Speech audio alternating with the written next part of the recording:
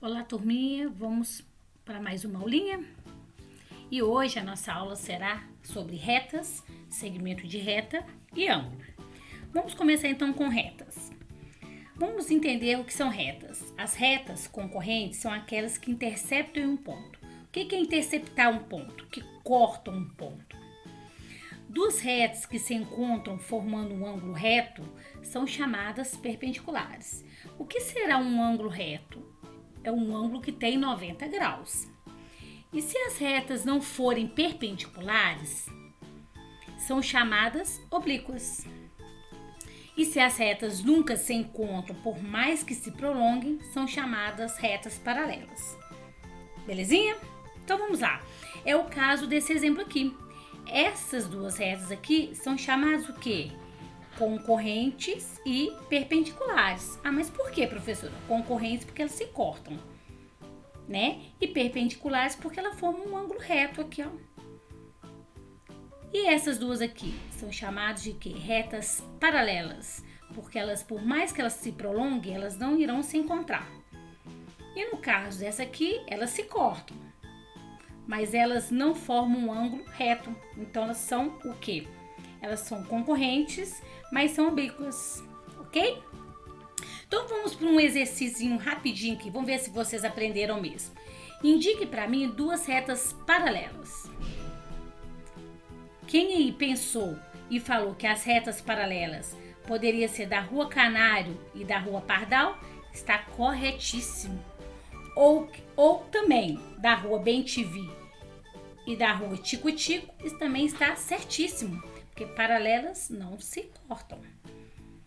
E agora eu quero duas ruas perpendiculares. O que é perpendiculares mesmo? É que formam um ângulo reto. Muito bem. Então elas se cortam, né? Quem falou que poderia ser a Rua Tico-Tico com a Rua Canário, aqui ó, está corretíssimo. Ou o Tico-Tico com a Rua Pardal. E agora eu quero duas ruas concorrentes, mas não perpendiculares. Quer dizer, concorrente mais oblíquas, né? Que não formam um ângulo de 90 graus. Quem pensou na Rua Sabiá com a Rua Tico-Tico está certíssimo. Ou na Rua Sabiá ou na Rua Canário. Belezinha? Então vamos lá. Vamos dar sequência. Agora vamos falar do segmento de reta. O segmento de reta é parte de uma reta, então ele só pertence a uma parte de uma reta. Ele pode ser medido, então todo segmento de reta, como ele é pequenininho, ele pode ser medido. E ele é representado com letras maiúsculas. No caso aqui, esse segmento, nós chamamos ele de AB. Pode ser de BC, de DC, mas este é o AB. E ele é representado com letras maiúsculas e com um tracinho em cima, para demonstrar que é um segmento de reta.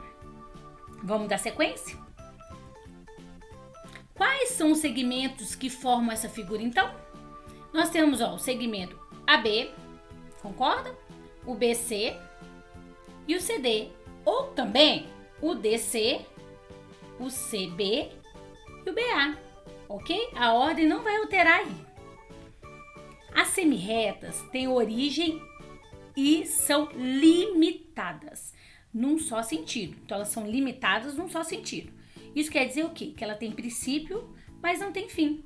E elas são, olha como elas são representadas, com uma setinha indicando o destino, diferente do segmento. O segmento é só um tracinho.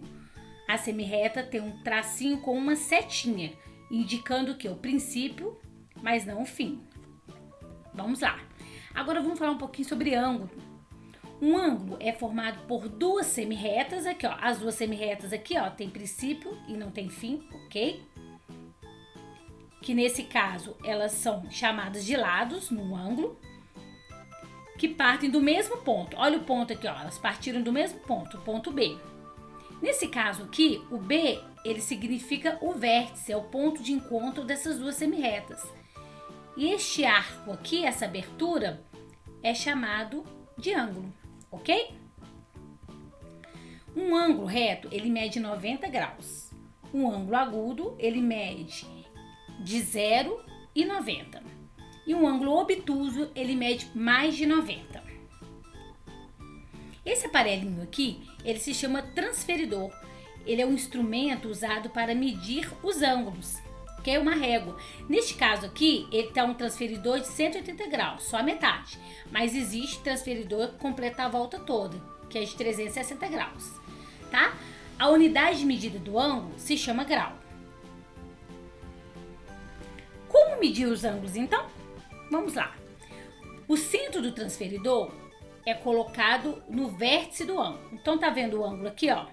Você coloca onde tem um vértice nele, o ponto de encontro das duas semirretas, você coloca no zero. E aí você vai ver essa abertura aqui, que é o ângulo.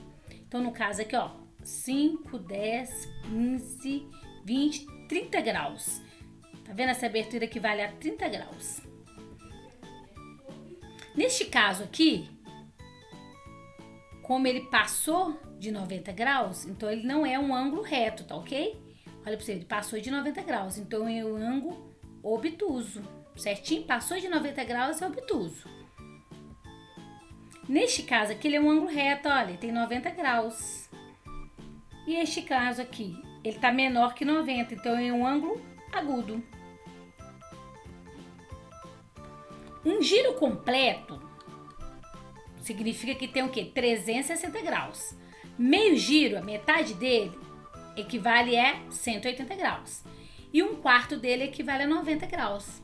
Mas como saber que um quarto é 90? Basta pegar 360 e dividir por 4. Você vai achar 90 graus, ok? Então, cada parte do ângulo, num giro de 360, se você dividir o giro de 360, você vai ter 90 graus cada parte. Espero que tenha ajudado. Até a próxima. Beijocas da professora Andresa.